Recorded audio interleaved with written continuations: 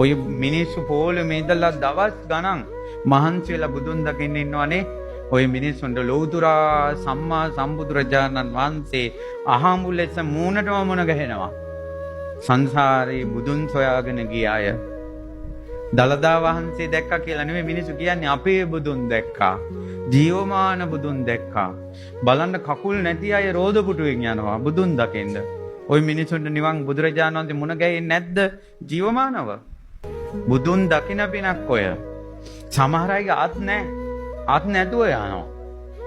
මම දැක්කා එක්කෙනෙක් ඇස් පේන්නේ නැහැ. එයා කියනවා මගේ ඇස් පේන්නේ නැති වුණාට අපේ බුදුන් අපි වැන්දා. ওই මිනිස්සයාට යම් දවසක දහං ඇස පහළ වෙනවා. දලදා වහන්සේ වඳින්න පෝලිං වල ඉඳලා, ගෙවල් වල වටිනා ඇඳන් වල ඉඳලා, දැන් මහපාරේ පැදුරක් දාගෙන, ඉටිරෙද්දක් දාගෙන නිදා ගන්නවා බුදුන් දකින්න. ගෙවල් වල පිඟන් වල කාපු මිනිස්සු දන්සලින් කෑම පාර්සලින් යැපෙනවා බුදුන් දකින්න. ගෙවල් වල තුන්වරු ඇඟ හොදා සෙන්ට් පවුඩර් ගාගෙන හිටපු මිනිස්සු යාන්තම් මූණකට හොදාගෙන ඇඳුමක් මාරු කරගෙන පාරේ පේමන්ට් එකේ ඉන්නවා බුදුන් දකින්න. එක දවසක්ද දෙකක්ද මේ පින්වතුන්ට ඔය පිනම අමා මහ නිවන් දකින්න හේතු වෙනවා. මේ හේතුව බුදුරජාණන් වහන්සේ වෙනුවෙන් කාමයේ අතාරිනවා.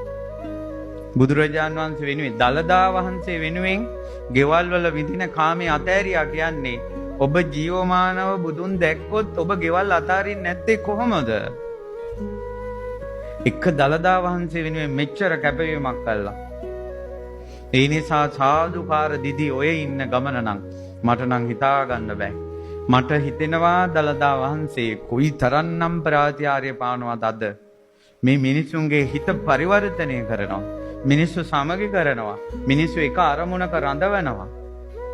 මෙච්චර දවස් දෙක තුන අපි බුදුන් සීකර කර ඉඳලා නැහැ.